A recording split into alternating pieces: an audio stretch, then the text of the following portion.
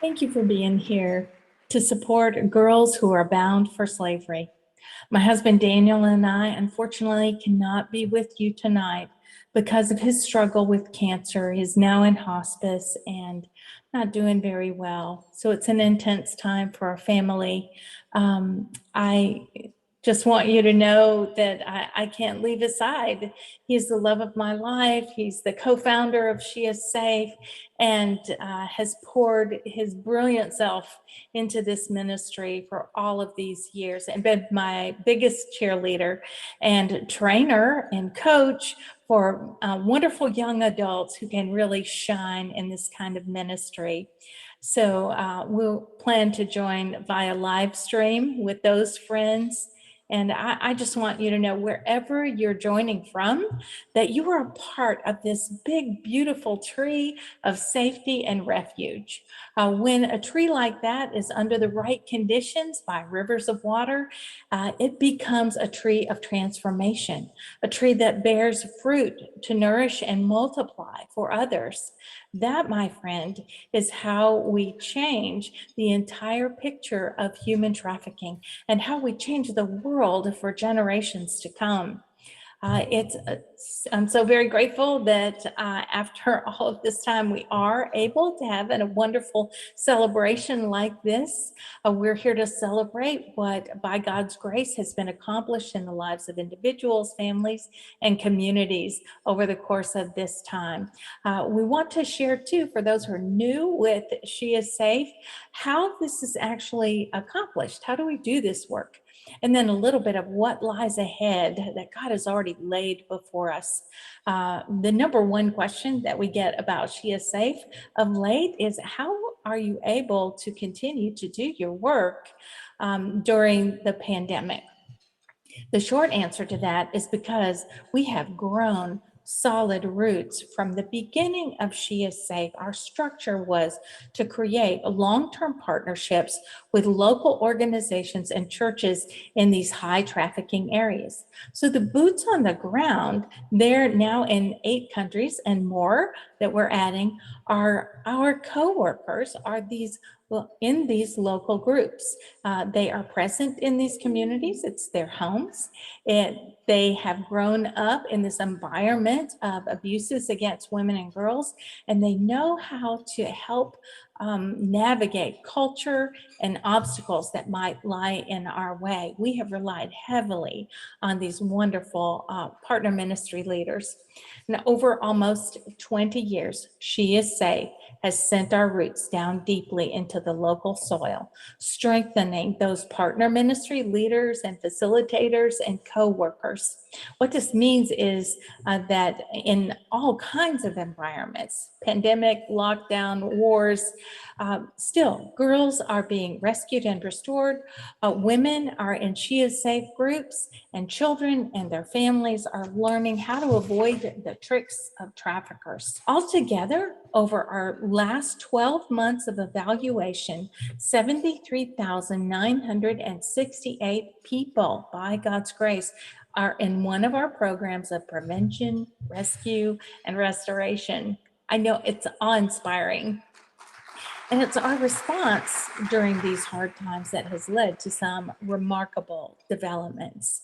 Many in this room and on the live stream tonight have helped us to be able to provide food during the lockdown.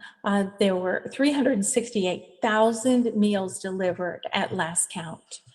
Those who were trapped in sex slavery in red light districts were not forgotten by She Is Safe during this time. We knew they were in extreme extremity. So food was delivered to them through loving local hands, and we've seen a tremendous response to the ongoing programs of She Is Safe from those very women and girls as they were welcomed. Those who were once enslaved are being welcomed into She Is Safe learning and lending groups where they are gaining skills to build lives of freedom and dignity. But these are all just numbers. When it comes right down to it, it's about individual people. I met a teen girl named Nima in one of the largest brothel communities in the world. There are over 30,000 sex slaves, women and girls trapped in sex slavery. The average age when a girl begins there is 11, and she will only survive 7 years. She will die of STDs. She will die in childbirth, or the number one killer of adolescent girls in the developing world is suicide. These brothels are where girls like Nima from Nepal often end up. Nima shared her story of how her stepfather had been abusing her in every way. She often was told that she was a worthless burden to the family. She was good for only one thing, or he would just do away with her. She was about 5 years old when she realized he was also abusing her 3-year-old sister, and she knew she had to make a plan of escape.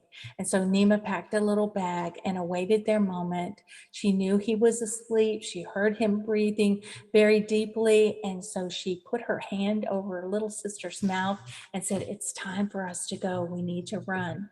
And so they ran into the forest, and they ran until daybreak, she said. And then miraculously, as the sun began to come up, there was this immense tree, and it was hollow in the center. It's like there was a little room of safety for them.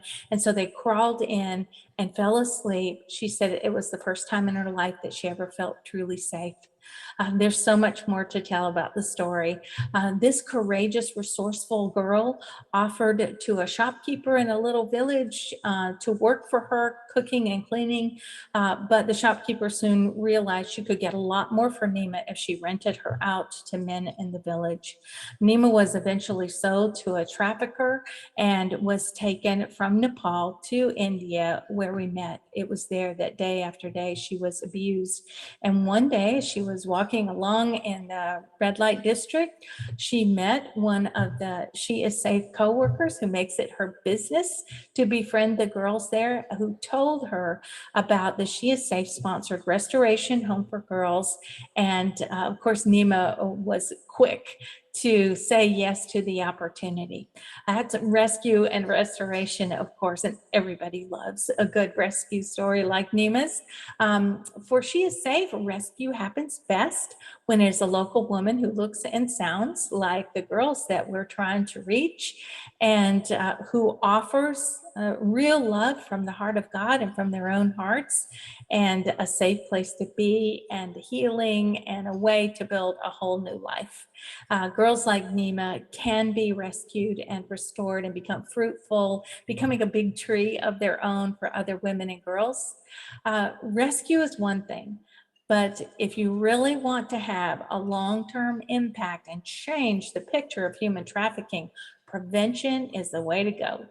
So just imagine if some of those coworkers had been able to get to Nima's village and to her family early on before the girls were abused, and to inform them that God has his heart on every boy, every girl, every man, every woman is a gift to their family and community and is to be nurtured. And that, by the way, it is now illegal to sell another human being. Anti-trafficking laws cover the globe today.